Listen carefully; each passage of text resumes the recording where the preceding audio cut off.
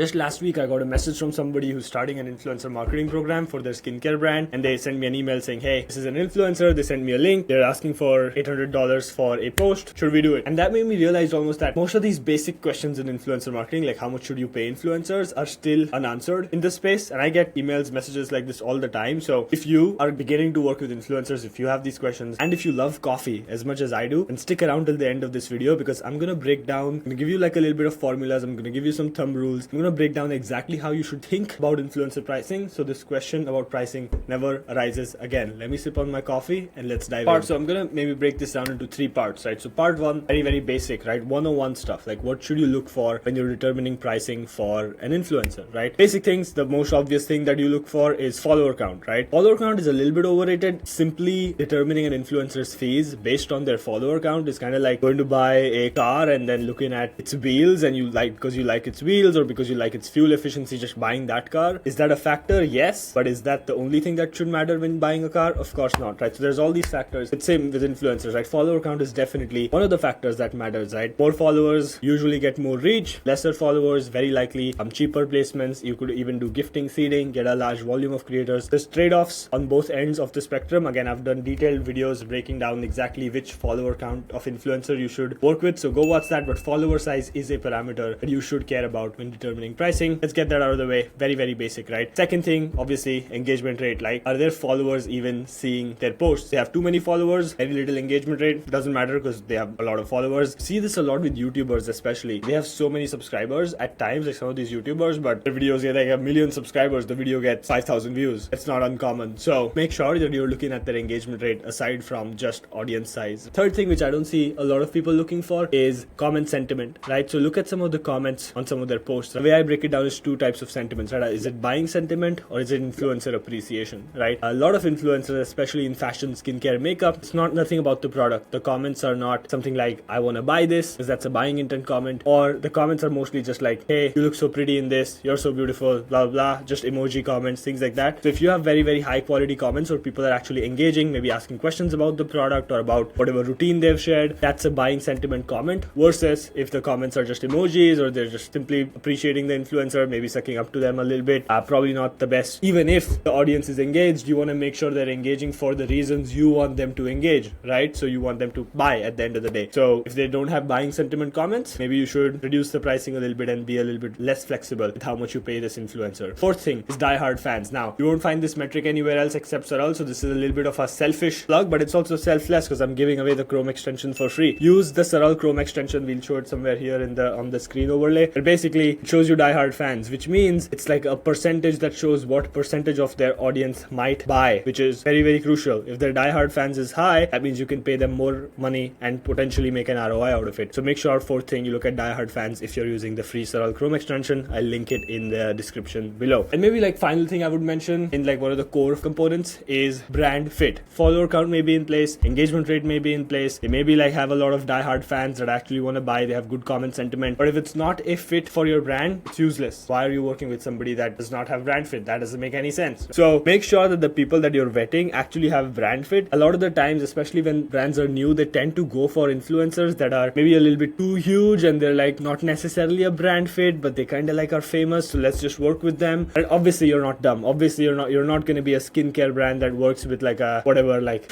hiking creator. Obviously that's not going to happen. But then smart people make mistakes, and this is the type of mistake that you might make, is that let's say you're a skincare brand, you might work with a really large beauty influencer, but then her audience is just like a lot of people, mostly men, that don't want to buy your product. So make sure you're aligning for brand fit. These are some of like the core 5 basic things that you need to take care of before you dive into the next step, which is some of the thumb rules around how to exactly determine the amount that you pay influencers. Let's get to that in the next section. Part 2, the formula, right? This is what most brands are looking for. They're looking for some sort of a way like, hey, I just plug in the follower count, the engagement rate, and just spits out like a formula outside. Well, I have the exact best thing for you. Use the SARAL Chrome extension that I mentioned previously. It literally shows you a fair fee that's based on a much complicated formula that takes into account dozens of parameters and then shows you a fair fee to pay influencers. That again is a much more advanced formula. Use the Chrome extension for that, or use the SARAL Discovery platform for that. Be sure to do that, and then you'll just get a fair fee and you can trust that with your eyes closed. But if you want a formula for the purpose of this video, I can give you a very simple formula. So basically, main thing, $100 for every 10k followers up to maybe like 500k or even 250k, right? Because after that, there's a little bit of tapering off that happens. But generally, most of you are going to work with micro influencers. $100 for every 10,000 followers. That's a rule. Then on top of that, add $50 for every percentage in engagement. So for example, if somebody has 2% engagement rate, you add 50 times 2, which is another $100. Or somebody has a 5% engagement, you add 50 times 5, which is $250 extra on top of the $100 for every 10k followers, right? That only makes sense because you're incentivizing them more for having better engagement. Basically, $100 for every 10k followers, $50 for every percentage in engagement rate, and another $10 for every percentage of diehard fans. As long as you're sticking to this formula, looking at the fair fee and negotiating accordingly, you should be all set. The third and the final, and according to me, the most important part when it comes to influencer pricing is the offer that you create. Again, I keep talking about compelling creator offers. I've done podcasts about this. I've done videos about this. I've done webinars about this. Make sure you get your compelling creative offer exactly right and make it really, really good, because if you have the offer right, none of this pricing stuff matters. Like, you have all the pricing leverage in the world. If you simply put in like literally like 15 minutes of work in your creator offer, you're gonna crush it. Like, you don't have any pricing concerns anymore, and you'd be surprised how many brands just throw money at the problem without touching their offer at all, right? So just to quickly recap, again, I've done other videos on this, but offer, three main parts: incentive for the creator, some sort of a discount for their fans, and some special perks that only you can offer, right? What does this mean? This means add an affiliate component to it, right? Add free products to it, give their audience a discount code, have a compelling creator offer. Not a single week passes when I speak with a brand and they tell me I just made them an offer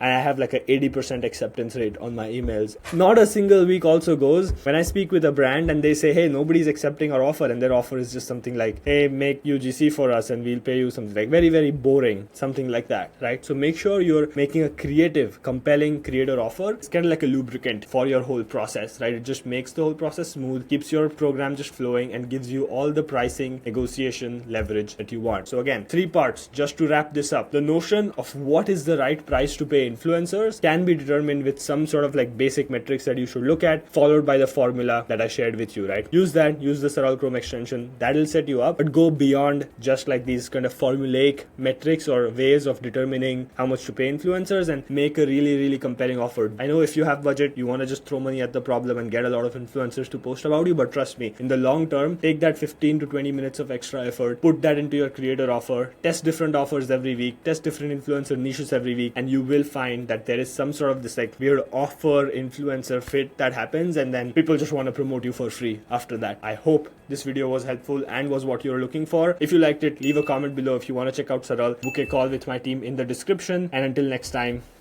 see you.